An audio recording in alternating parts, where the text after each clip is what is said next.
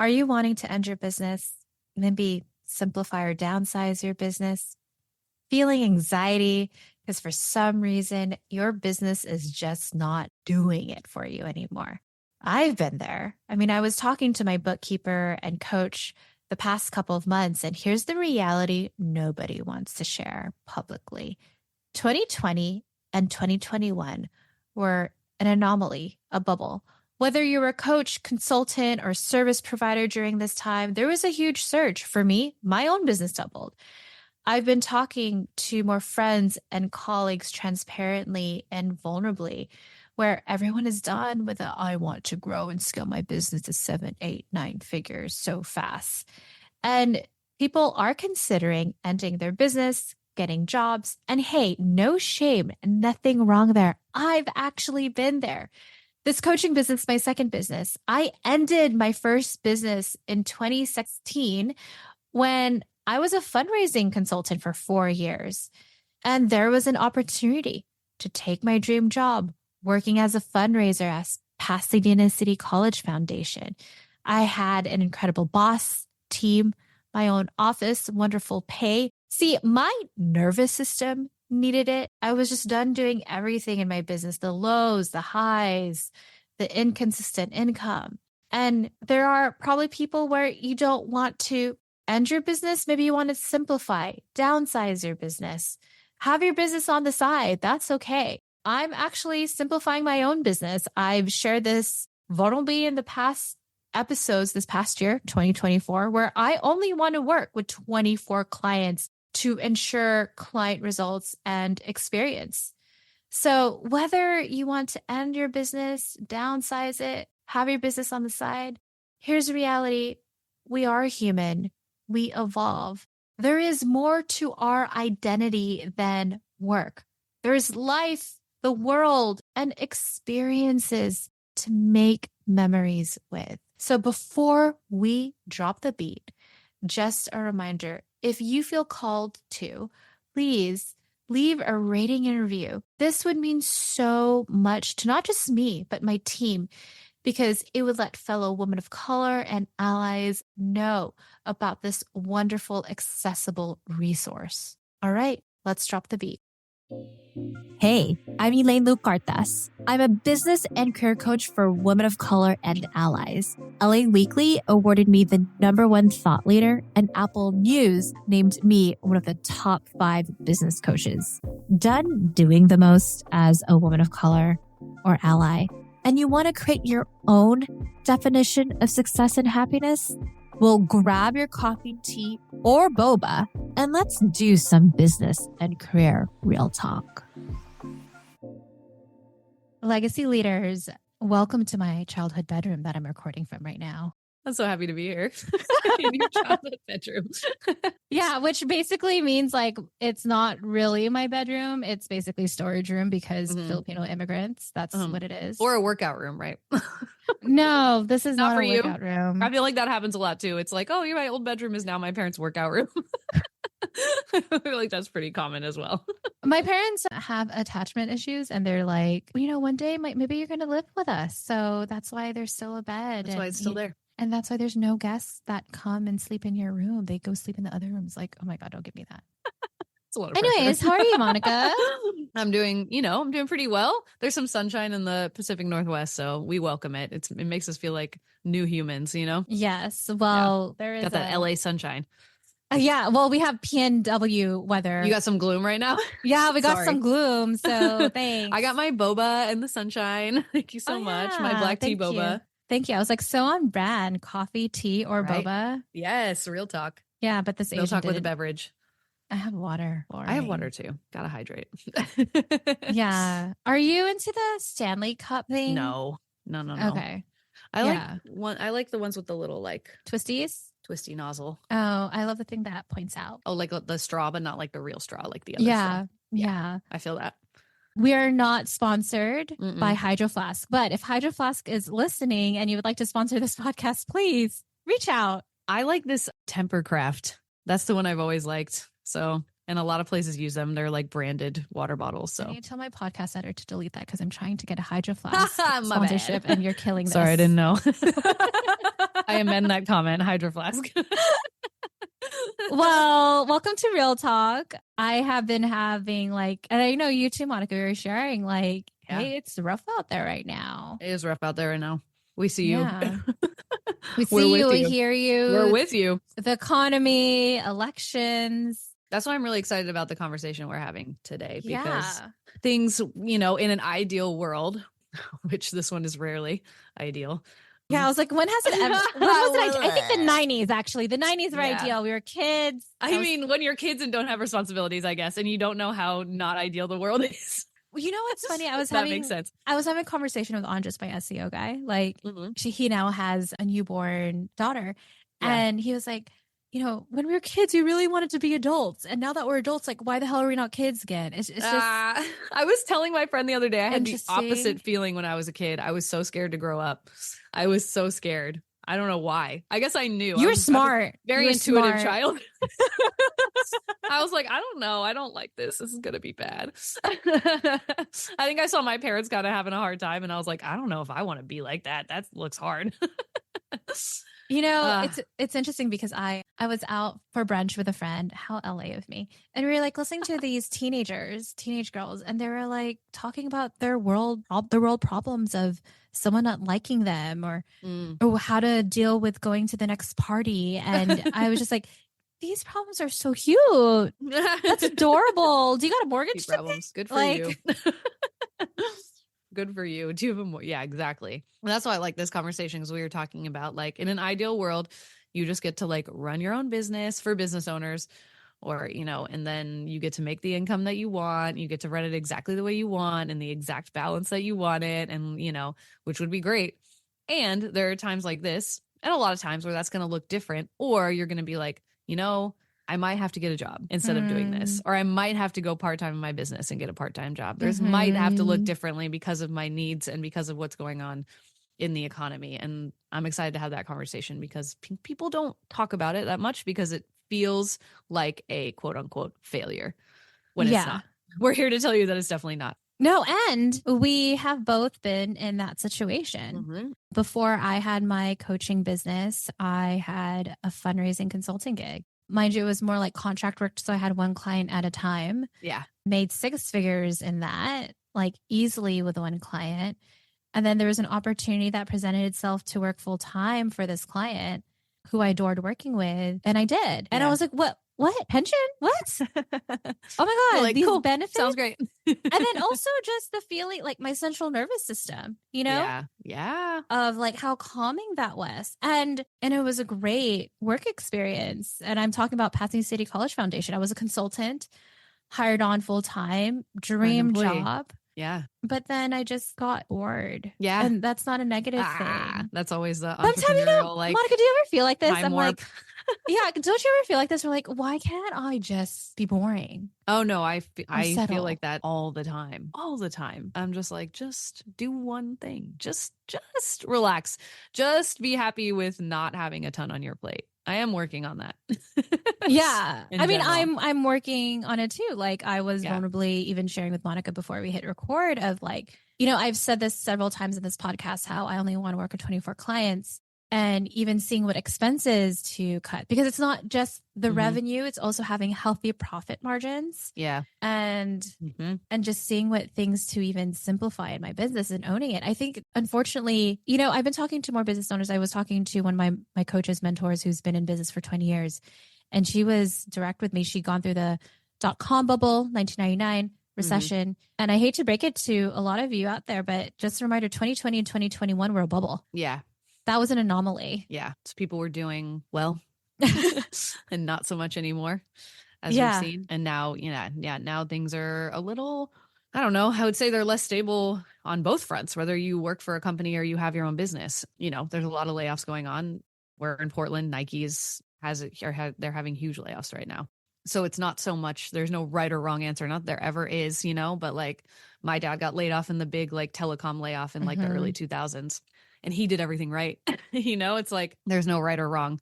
So it really is about feeling it out for yourself, feeling out what makes the most sense, what income do you need based on your life? Like if you have kids, that's a different answer than me, Yeah. you know? Yeah. Like, Life situation. yeah, you're basing your decisions on like, who's depending on you, what you need. I mean, even if like you were saying you're like a caretaker or something like that, it's just like mitigating risks at the end of the day. And sometimes you have to do more of that than other times, right? So I feel like we're in a time where we're doing more of, we're trying to lessen the risk as much as possible. So it's like, what does that mean for you? And that could mean a lot of different things. And like, when does it mean maybe to take a step back from your business? Or, okay, I'll have a client on the side, but I'd like to get something steady, or I'd like to do a part-time job or a full-time job. And just like you said, have my nervous system relax for a second, or just get steady so I can think, so I can like be clear. And I love Yeah. that because I change the format of what I'm doing constantly. Yeah. I And always like, have. and like even real talk. So Monica knows this, but I didn't say it when we were recording. The reason why I'm in my childhood bedroom is because my dad just had knee replacement surgery yesterday. Mhm. So I'm here playing caregiver. I also want to share everybody out there, because majority of you out there are women and tend to be the supporting role for our family members. Like I'm here by choice. So I wasn't forced to be here. I'm here helping and supporting my dad. Yeah. But then it's that. And then like even like personal goals that we could have. Yeah. Where I was talking to a friend of mine right before we hit record, and she was working for a big four consulting firm. So kind of very entrepreneurial, but like just a lot of work. But life happened. Her dad had terminal cancer, about to die. She's pregnant, about to give birth. Her husband got laid off. A lot. And she was just like, hey, I don't know if I could make it here. And then they're like, and they gave her like a scarlet letter of like, you're so close to being partner. She's like, this is just, I was like, the goal's not, I was coming to you for feedback, not on how it could be partner, but like how it could balance this stuff. Yeah. And she left. And she works for another consulting firm where there's more freedom and flexibility. And I was asking him, like, why don't you have your own business? Like, because I actually have the freedom here. Yeah. So, and because it'll take more brain power than just like being a consultant at a firm. And but sometimes you can't expend that brain power. I'd love to hear from you, because you were working full time, couple times. in your business, and then you realized, I want to work for the NBA. I want to work for the Portland Blazers. Whatever you feel comfortable sharing. Where were you at that time of your life that made you decide you wanted a full-time job while still having your business on the side? Because I was still a client of Monica's during this time too. Yeah, I still had a couple clients and then did a couple projects on the side. Mm-hmm. But I've done it a few times. I've gone in and out since I was 22 of going full-time freelancer in my business and then having a full-time job and doing partly in my business, like a couple times, maybe 3 times. So, and it usually is that like, maybe I'm a little burnt out on finding clients all the time. Let me just get something a little bit. Or in some instances, it was like, oh, do I really want to do freelance all the time? So I'm going to be transparent with y'all. I've done it for a long time. I'm 37 now. So I've been doing this for 15 years. 15 years I've had clients straight through, on and off, being full-time in my business and having a job on the side. I always say having a job on the side. I love that. I love that. It's like fries, you know, even if I have one client, it's just a job on the side. Yeah. Because honestly, it's not a job. When I have a full-time job, I have nearly zero intention of moving up. So it really is just a moment in time that I wanted to think about things less, was really what it is. It's me taking a break from having to think about things so much. So, and maybe for my nervous system, like I said. But the Portland Trailblazers could have been that job that I would have wanted to move up in. That would have meant more than just like, I have a job on the side, because I always wanted to work in sports. So I wanted to see if I could do it. Long story short, I got hired by the Blazers within like 2 months of deciding, which was amazing. Whoop, whoop, whoop. And it took this job to really show me that I actually do not want to have a full-time job, like ever again, if I can help it. What made you realize that? Why it wasn't a good fit for you? So that's what I want to hear. Yeah. Like, we're not here to go one way or the other. Like, our intention for this episode is like, let's take shame out and like figure out what you want. Let's talk about it for sure. Yeah. So go ahead. What made you realize it wasn't a good fit to work full-time for someone? Well, even before I was an employee, if you remember, for a nonprofit I was working for, because they offered me a job and I had told them like, hey, I actually just want to keep working on my own business. Like, I'm not really interested in a full-time job. And they were fully remote. So they're like, what if we don't really care what you do as long as you do the work, but we'll pay you as an employee and you'll get the employee benefits. So I was like, that sounds pretty good. So I did that for like 3 years. So it was like, they were a client of mine technically. But again, there's like a technicality, right? Is that I was getting paid a retainer, but it was really a paycheck. And then I got to like have the like balance of like paying some taxes. And then like, you know, it kind of It's just so like, good. I will yeah, say, when I was in that, like having a consulting gig or a yeah, client and yeah. also having a job, it actually helps so It well does help with a lot. taxes. If you can like Dude, balance it, if it makes it's so sense, good. So it's a good. sweet spot. It's a sweet spot. And you get health insurance, you get all the things, you get vacation time. Yeah, welcome to tax season, everyone. We were talking about this Here we are. before. Yeah, why did I want to be an adult? You were smart, Monica. You were I smart. But know. continue, Monica. So I've always kind of like pieced it together depending on what it feels like I need in my life. I got into the Trailblazers and like just the kind of like for me it was like I need a lot of autonomy over my schedule. You can make a lot more money freelance as you do in a job, like generally speaking. And like I don't actually want to work this much. Mm, And I want to make a little bit more money. So mhm, I found out what's really important to me is like I have more time in my day. Like my brain, my bipolar brain needs a little bit more time to relax. It needs less like less overworking, less stimulation like all the time. So for me it was a lot of like what does my brain and my nervous system and my body need, and I learned a lot about that, and I was like a full-time job is not what I need. It's not what's going to like, you know, nurture mm, me as much as having my own business, as having clients. Even if I, and this is the thing too, for me there's no step backs. There's just I don't know, I'm jumping to the next like you know, lily pad. I don't know, like there's no step backs. It's like whatever.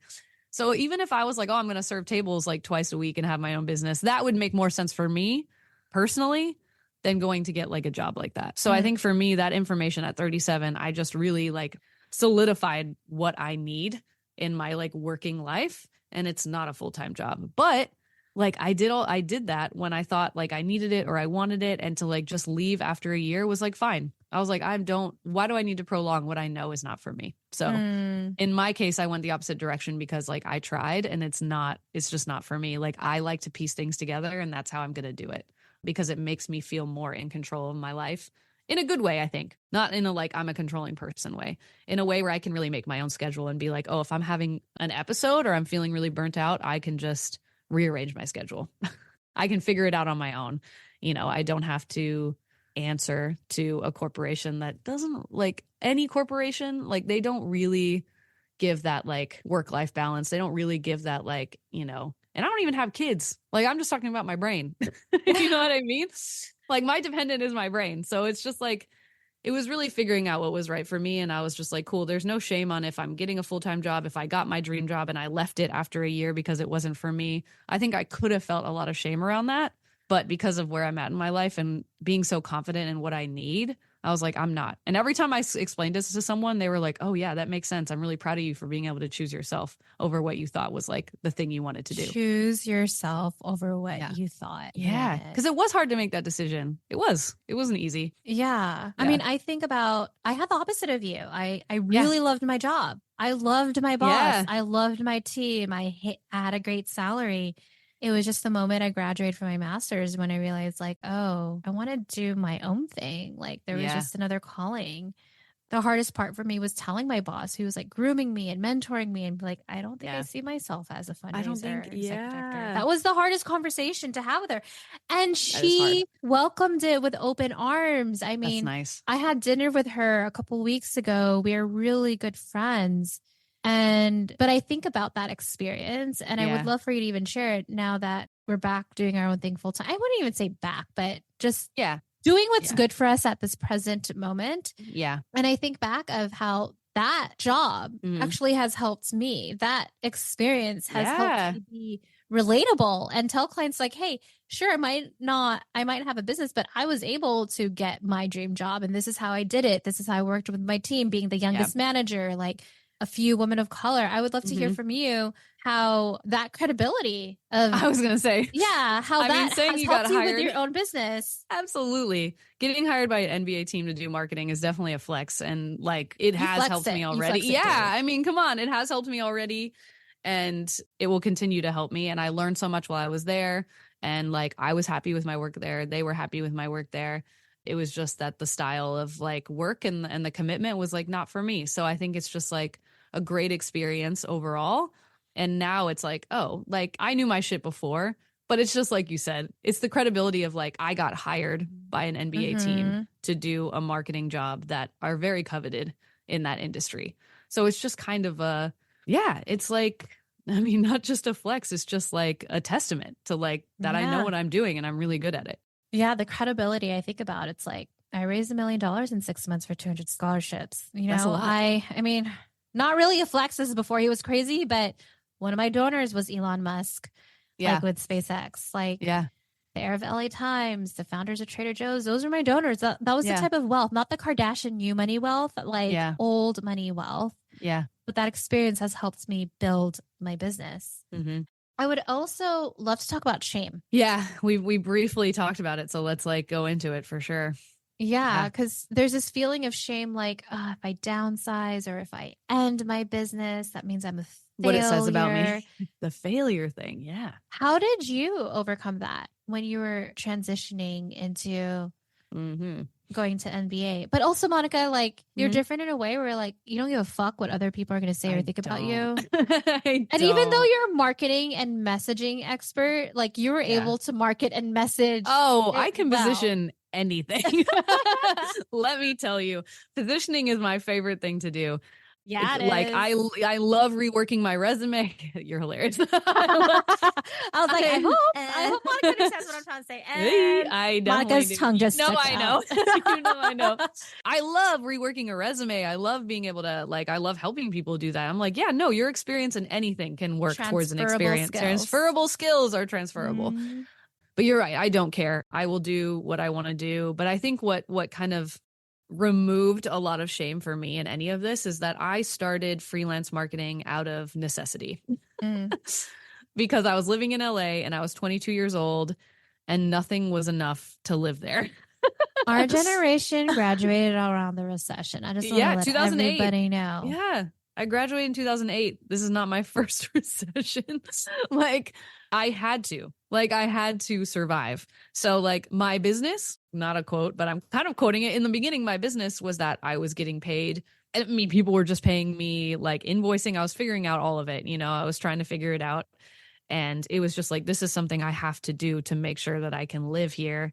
So in a sense, I wasn't even looking at myself as a business. I was just looking at I'm making this work. I'm piecing it together. But yeah, I was freelancing. I was, an agency hired me in LA as a freelance marketer. I was doing my thing. I just didn't think about it that way, Yeah. So I think now online businesses, freelancing is much more of an industry. The gig economy is much more of a thing now than it was then. So I think for me, it's there's not a lot of shame because I've been in and out of it all my career. It was never something that I was was a failure or a success. Yeah. It was a necessity when I needed it. And sometimes I needed it for years at a time because that's what it was. And then eventually it became the core. It became jobs were a necessity when I needed them to be or whatever, not the other way around. You know what I mean? What I'm hearing from Monica and me, we are both players when it comes to this thing called... We are players of the game. Yeah, we are players of the game. I'm okay, I need to make money. What am I going to do? All right. You're paying for this? Yeah. Cool. I'll do that. I'll do that for a little bit, and I do not care how long I stay somewhere. I will tell you that right now. Well, don't care. And at the same time, it's but if it's going to affect our mental well-being, then that's where things will shift and change. That's what the great part about having a business is. I think it's regardless of what capacity you're in with it, if it's 25% of your income or 100 or 7% or 50, it is always the option. If something is not working, it's your option to be I'm getting out of this and I can make money on my own. And then I'll figure out my next move. Maybe that's to keep doing this, or maybe that's something else. I've always liked it to be it's a safety net. And I think people don't see this as a safety net. But for me, I do see it as a safety net. I know how to find money and I don't have to wait around to get a job to find money. And for me, that's a safety net. That keeps me safe from not having income, Yeah. Well, I also want to share the other side of it, just in case there are people listening actually, I think I might be in the state where Monica was when they went to the NBA, or Elaine when she wanted to work for being over it. City College. Yeah, just being over it for at least for the time being. Yeah. And I said, I had the opposite experience of I had my dream job, and I just want to share the importance of asking the right questions from a future employer or your boss that you are directly going to be working with. And you could even be vulnerable and direct, like, hey, I have 2 little kids, or my dad is undergoing some surgery and I need to be caregiver. Yeah. Is that flexibility that I could be there or not?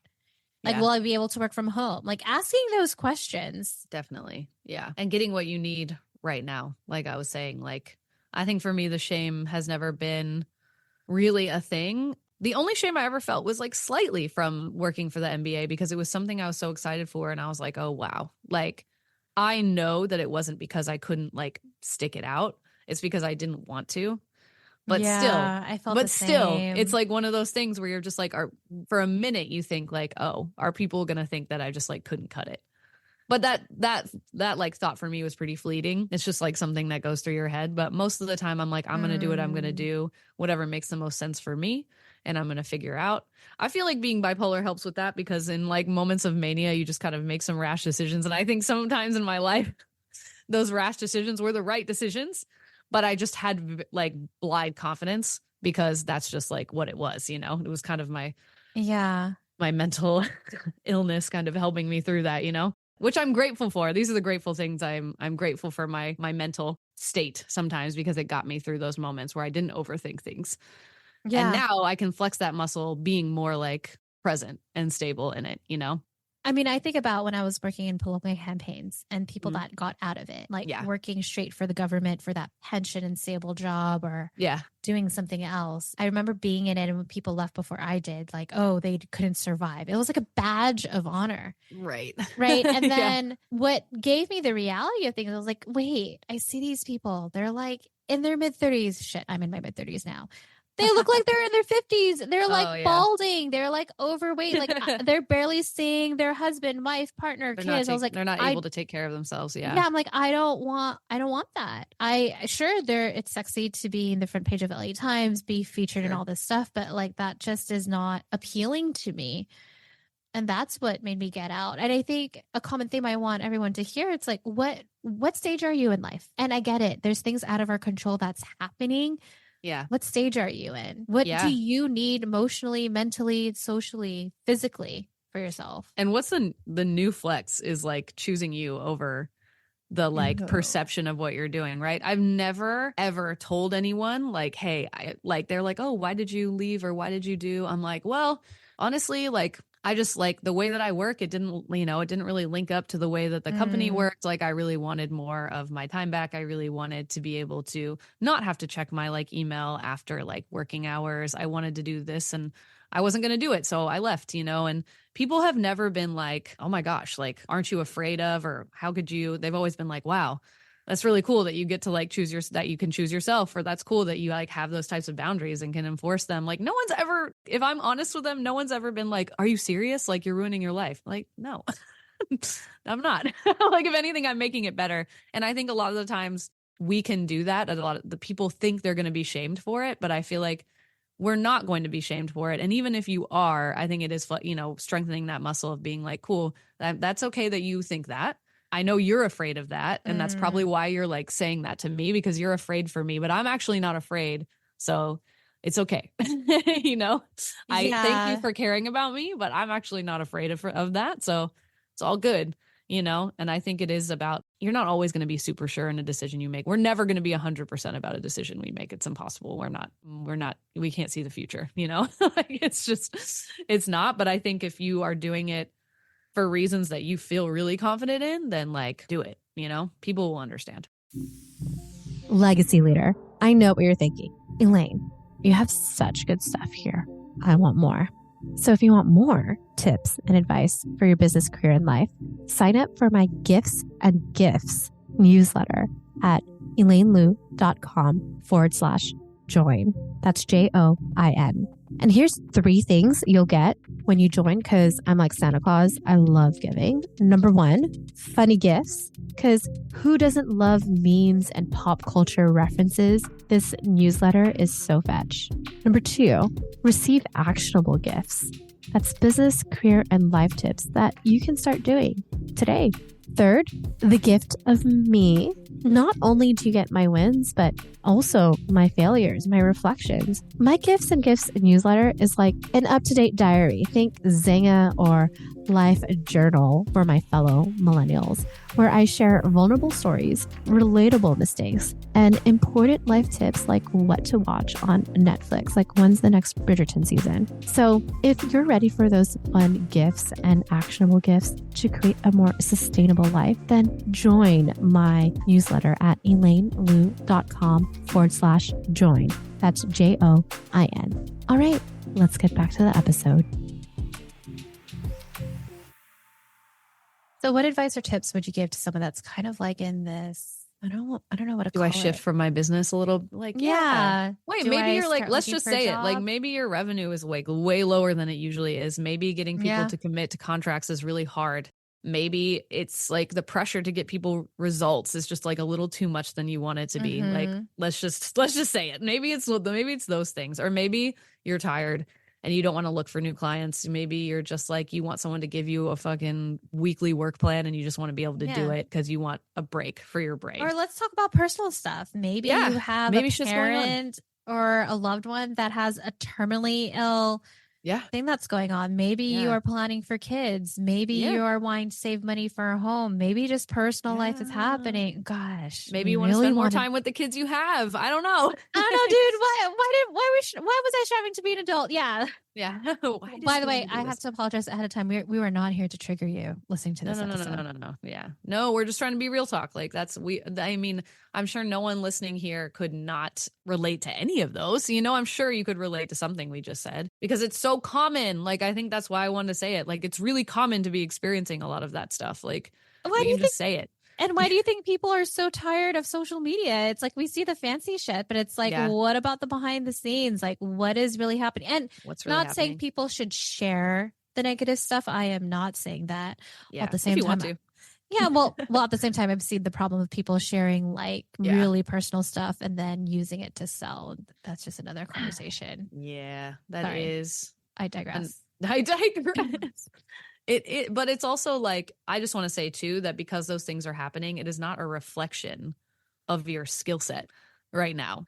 And I think that's a hard thing too, is people don't want to share that stuff because it maybe seems like that's a reflection on how well they do their job or area of like focus or skill set, or, you know, and it's not a reflection. It's just, it's hard out here. So I think when you're in that position, it's like, when, you know, we can't tell you when or like when to make that decision or when to start thinking about it.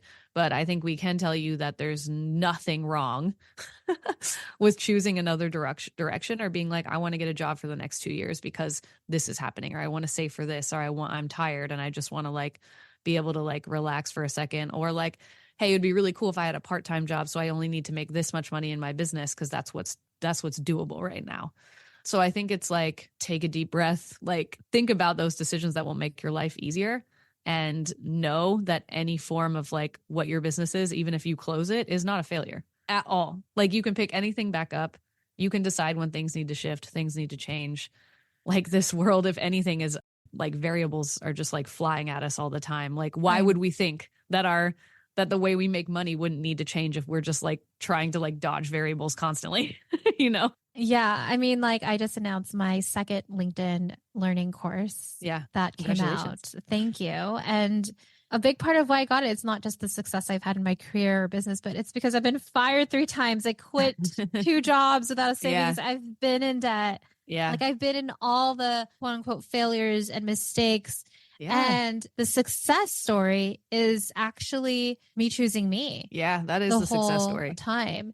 And I will share, like, if there's one takeaway I want our listeners to get, is what helped me in every transition point of my life, whether personal or professionally, was actually being vulnerable with the people that I felt most safest with.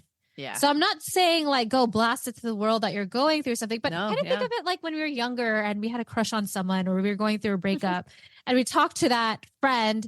It's like that, you know, like, like, who do you trust to share? Or maybe you saw someone going through a similar situation and they were able to overcome it.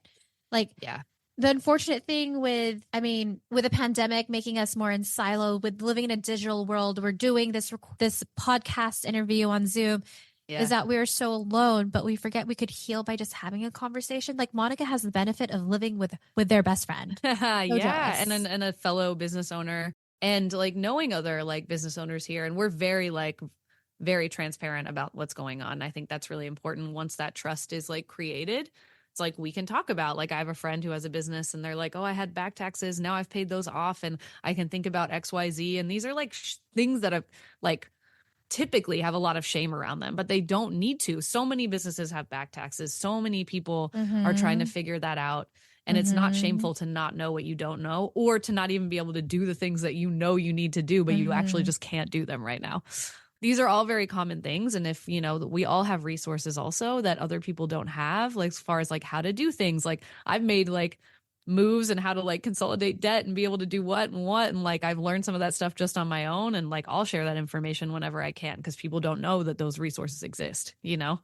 So Yeah. it's really about talking. It's just like mental health too. I think money in business is like a big thing. Like there's stigma around it just as much as mental health, where it's like, I just try to talk about bipolar disorder as much as I can, because so we can normalize it, or at least where I am in the world, I can try and normalize it like a little bit more.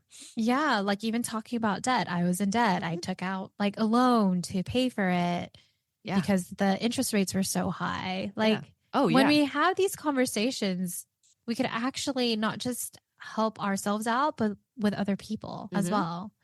So I would love to talk about what we're both even doing in our businesses. Like we remember, I think the last like friend conversation, I have to say friend conversation, because not business conversation. Yeah. I'm like, wait, Monica, we need the friend hat right now of like what we're investing in or doing given what's happening. So, yeah, I would love for you to share, and I'll share as well, but go ahead. And why you're making those shifts and change, because the reality is the economy is changing. Consumer behavior is changing. People are being more smarter, taking their time to make a purchasing decision. Yeah. And that's not bad. I actually encourage that. That's great. I'm glad people are taking their time, but there was just a bubble in 2020, 2021 where people were just investing whatever contractor or coach and being burned by that experience. Yeah. And I think like because of that, having some foresight is really helpful, or just leaning into that, like, oh, what are things going to look like in the next few months or the next few years? I think is really important to think ahead, but also like thinking, okay, so like you were saying, let's give an example of people were hiring coaches and contractors like wild because they had the money to. Maybe they got burned. So if we even start there, if we're starting with people got burned, then if I'm, and there was PP loans, by the way, if you remember, there was PPP loans there was money that were forgiven. So there was money being given, used. dealt. Yeah. So if those people had bad experiences, let's say with a coach in your case, or like a marketing consultant or strategist or service provider in my case, we need to think about how are we going to like give them more credibility in us, more trust in us. Like, how do we actually build our skills and make sure we collect information from old clients that we're like, no, we're like credible, we're dependable, we get results. I don't promise results, but you know, in the sense of like, we get the results, we set up the things we said we were going to do, and we will get you whatever we can get you. Yeah, I'm actually like laughing. I was like, so that you know that we're actually good at the shit we do. Because let's be real. Let's be real and honest right now. I mean, I know you're a marketer. I'm a pretty good marketer in my own business too. Yeah. There were just a lot of people that knew how to market well, but the service they provided. So marketing cannot fix a crap product. So that's the thing is like marketing cannot fix a crap mop. Yep. Yeah. A crap product we're not going to be able to fix that. So we have to make sure we have a really good product. Because even if we're good at marketing, so our marketing is going to be good. But like, I am recording this in my childhood bedroom with shit all over my room. Yes, I'm so great at it. So we're thinking about, I love like this line of questioning, because we were both talking about the other day, like, what are we doing to boost our credibility, our business? For me, boosting skills, but also looking at like the path I want to go down within the marketing industry. So like me observing and having a little more time to observe, because it's a little slower right now to get clients and stuff, right? But these moments I try to capitalize on, so I can use this time to actually think about what's happening in my industry and how I can, like, you know, do as much as I can to get more clients. So for me, AI is like, you know, it's a question mark at this point, honestly. Like we don't really know because like, you're looking at different things that it does in the content world. Some things it does pretty well. Sometimes some things it's pretty shit at still. Will it get better? I don't know. But probably. But like my thing is like, okay, so quantitative stuff is a little harder to sell right now because it's like copywriting is a little harder to sell right now. I'm not even selling it. Although I get tagged in things, I might have gotten a client from someone on LinkedIn tagging me that knows I do copywriting and I can copyright websites. Don't usually do it. We'll do it in this instance because the economy. But in general, like a nonprofit like them, they don't want to use AI to write their website. So that's like a different situation, right? But in general, like I think the content creation, the writing, like AI is going to start taking up a little bit more of that market because it's easier for people to input that. So in my head, I'm like, cool, let me lean into like the marketing tech side of things. Like I want to get a digital science certification from U of O that I was like, cool, this is like a good price. I'll get a Google Analytics 4 certification, a Google AdWords certification, and a HubSpot email marketing certification.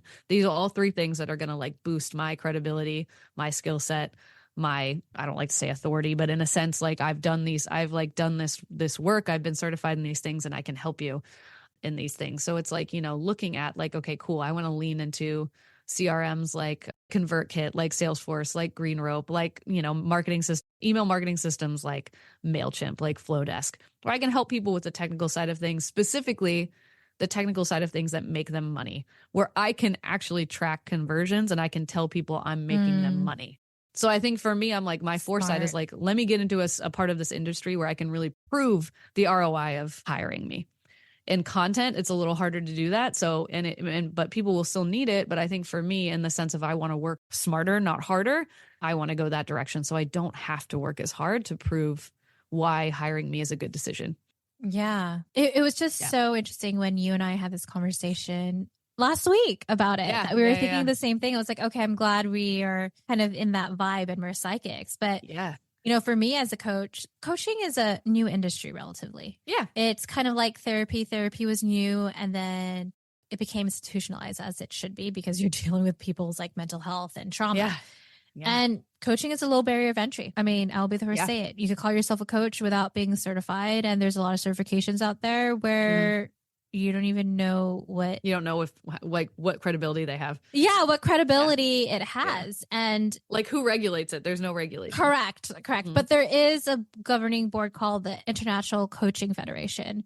So I've been working with more executives, more business owners that have team members, and I have been enjoying it. Yeah. And one of them is like, you can listen to the podcast episode, but Starbucks VP of DEI. Yeah. And I have been absolutely enjoying that work. I also acknowledge that because low bar of entry, because people have been burned by coaches and didn't get the service they want, I want to be a better coach. And to be, like you were saying, I need that authority. So I'm going to be applying for my PCC, which is a high level certification for ICF. And I'm working with the Center for Executive Coaching. Very cool. Where I'll be transparent. The founder of it, Harvard grad, worked for a big 4 management consulting firm, but the students there I'm like connecting with. And also wanting to get more contracts with organizations and companies to help them with like the C-suite level coaching as well as team management. And that is not a low bar of entry. That takes credibility and education to get there and to be a better coach. And also leaning back to my strengths. I'll be honest, I got caught up. I was like, I think I need to be like these other online gurus. I was like, wait, back to basics. What am I really good at? I'm a former fundraiser. Yeah. I need to just network and connect. Absolutely. And same. And I just want to say too, when I was talking about that certification at University of Oregon, it cost $2,250. Like, which isn't nothing, but like, if you think about education in general, if you're going to go get an MBA or something, that's going to cost you $100,000. Like this little, over $2,000 that I can pay in 3 payments of $800 or whatever is going to get me 3 certifications that are really like well-known and like well-respected. So I think it really is also about like looking at those things that will give you an edge that don't necessarily need to cost you, that don't have a high barrier of entry, because it is hard to spend a bunch of money on like credentials or like certifications. And ask for a payment plan. Like, so mine is not 2K. Transparency, mine is 10.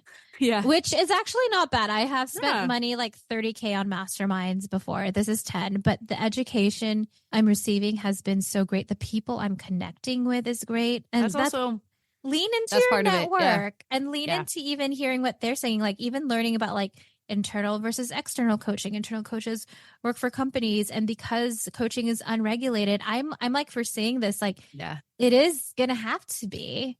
Yeah. I say that because I have also been on the other end where I was a client and I was being coached through a trauma with not a licensed person, and it caused a trigger. Like, mind you, Yeah. I am not that type of coach. And when Yeah. my clients come to me and start talking about it, and Monica, you've seen it, where I'm like, actually, I would be the best person to support you. Definitely Yeah. look into a licensed therapist who would be better off. Yeah. Yeah. It's so true. And then there's like the skill sets of us being trauma informed, space holding certified. That Like it's has been a game changer for both game of changer. us. Yeah. For holding sure. space. Because you're always holding space for people, regardless if you have a job or if you have a business. If you're a manager at a job, human, if you're a human, managing emotions. Yeah. yeah. If you're a human, raise your hand. Yeah, Like, exactly. We're always managing human emotions and yeah, and things like that. But I think it's like, you know, being adaptable is huge. Like the, you know, the jobs and the expectations of just being in a job for so long and getting paid so much money and companies being loyal to you. I think millennials, we've known for a while that that's not actually like what things are. So I think in that sense, like, let's be exactly what they think we are, which is selfish people that just do everything for ourselves. I'm totally fine with that. I love that. I love that that label that boomers like to give us. Giving us that label, one, but two, like, you're just saying that because you're resentful. Yeah, no, 100%. And then if you think we're bad, hello, Gen Z. Yeah. Like, and I'm not saying Gen Z is bad. Like, I love what they're doing, but also Gen Z, you are welcome. It's because you saw all the mistakes we've made. Yeah, for sure. But happy for them. No, yeah, just think about what you want and need, and just I think just like don't think about what other people think. Just take the steps to and get what's enough? exactly what it is. Like, there's nothing wrong with enough. Like, why does No. it have to be more? Like, if you're a mother, do you really want more kids? Do you want a dozen kids? Like, I don't think that makes you less for being a mother. Yeah. If you don't want more, if you want just one child, or if you don't want any kids, like, yeah. And if you're a business owner that only needs to make $4,000 a month to like live, I don't know where you live, but maybe you don't live on the West Coast, but maybe you live somewhere where that's like, you don't have to make more than that. You don't have to, you can like we said, work a job and make $2,000 on the side with clients and be like perfectly happy with that, you know? yeah. Like these numbers are arbitrary. It's what people have decided is successful. It does not make sense. Like someone's, you know, 10K a month might just need to, you were like, oh, but 5K would be a life changer for me. Great, whatever. Like you don't need to fill your life with more money making activities if you don't have to. Like do what makes sense for you as much as possible. And doing what you love doesn't even have to translate into money. Like I was talking to a client earlier today who did this beautiful painting of a cat. Nice. Went to a writing meetup workshop where she didn't talk to anyone and she just wrote. I love that. And she's not trying to make money out of it. She's just there for pure joy. And unfortunately, in a capitalistic world, we think like what brings us joy, we have to get paid for it. Have like, to like it could turn just into be cash. A hobby or experience. Yeah. Monica, any last minute takeaways or reflections? Any last minute takeaways? I guess I could just reiterate, just like there's no shame in just like choosing yourself and your loved ones over a business or a job. Find out the equation that makes the most sense for you and just build on that. And be okay if the equation has changed from 5 years or a year ago. Just know that equation of happiness and success is going to evolve. Absolutely. So if you're listening, you're like, oh my gosh, this episode. And it spoke to me. I know if it spoke to you and you want to work with both of us, well, schedule a call with me at elainelu.com/call. Yeah. Monica, you could share how when people work with us one-to-one or mastermind, that container, because you hold office hours every week. Yeah, I hold office hours every month. It's really fun. We talk about anything marketing and kind of like, you know, how we're doing in our businesses mentally, because that's a big part of it. Marketing is a very big mental drain. I can definitely be one to say. So it's fun because you get one-on-one with Elaine monthly, and then office hours with me monthly, and a whole community of people to be in a retreat with twice a year. It's just like a really supportive situation. So really supportive and really like growth driven, but also like respectful of what you want and your time and energy. So highly recommend. And you've been in that experience where I've coached you in different transitions. So can you share what you've loved about my coaching? Yeah. And I think I've probably said this like 10 million times. It's like you pay attention to like what I'm actually wanting. You know, you're not pushing an agenda of like you're worried about if we need to go another direction and you're like, oh my gosh, we spent, you know, someone might be like, we spent so much time on this direction, you're not going to get as much results. But for me, the result is doing something that I like to do. So you've always been so like supportive of like, okay, if you want to do this now, let's take XYZ step, you know, and really like respecting who I want to be in my business. And when I push back, just being like, oh yeah, that's cool, but also challenging me to get out of my box if needed. So I think it's a really reciprocal like relationship and very respectful of what you want, but also still like, hey, you hired me to like kind of like challenge you and push you a little bit, and that's needed. So it's a good balance. Yeah. And just to like prop up Monica, you know, you don't need to have me to have Monica. You have Monica to ourselves. If you haven't gotten the theme of this podcast, we are players.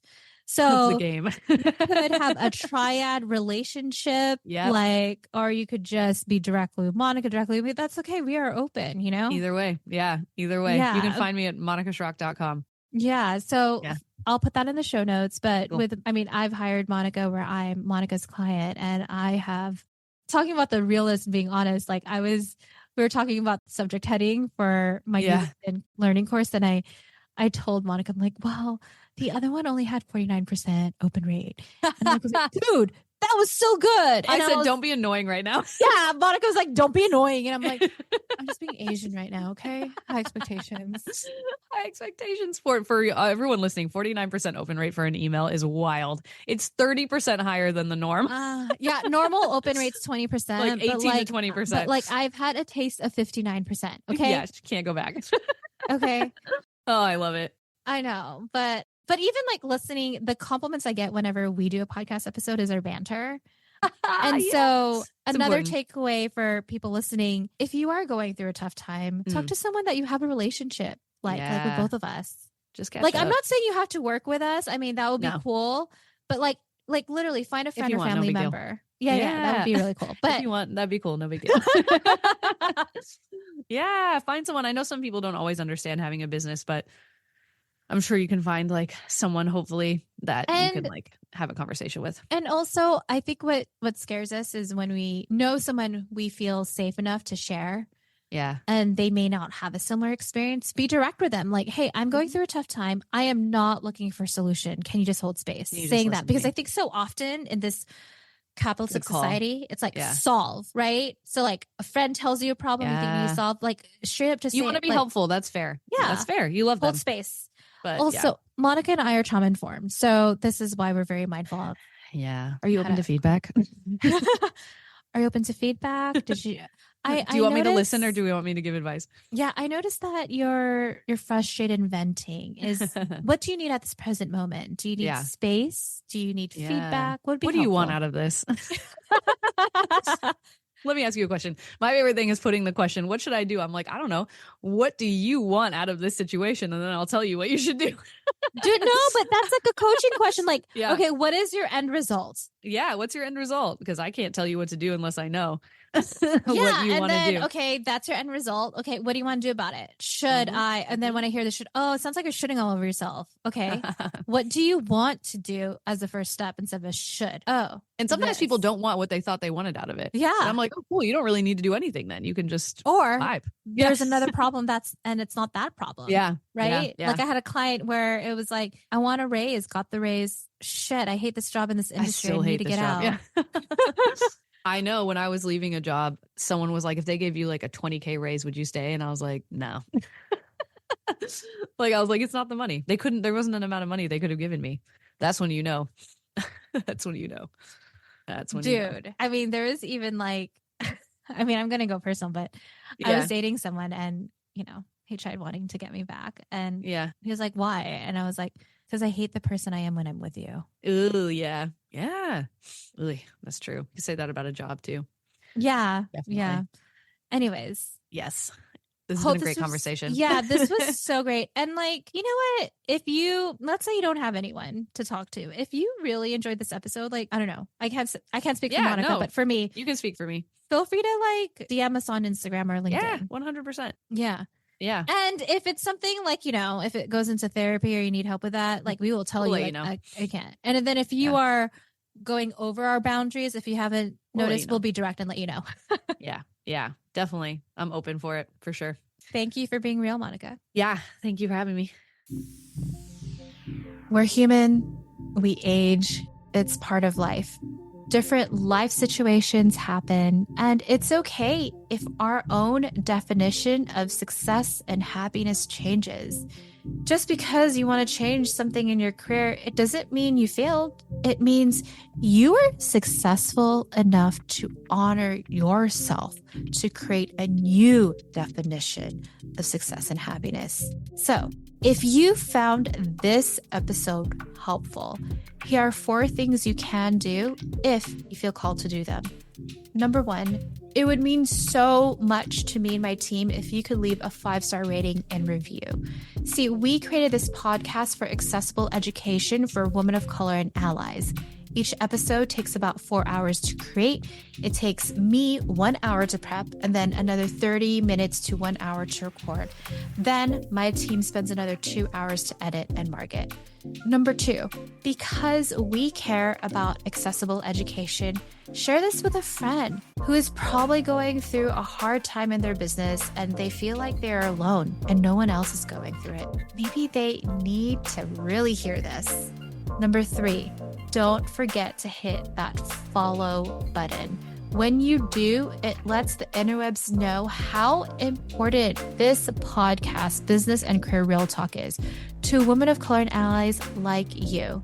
And number 4, if you would like to recreate and realign your career or business by your own definition, and you want to work with real people like me and Monica, then schedule an introductory legacy business and career review call. I only work with 24 clients at one time to ensure client results and experience. So you can schedule this complimentary legacy business and career review call at elainelou.com/call. That's ELAINELOU.com/call.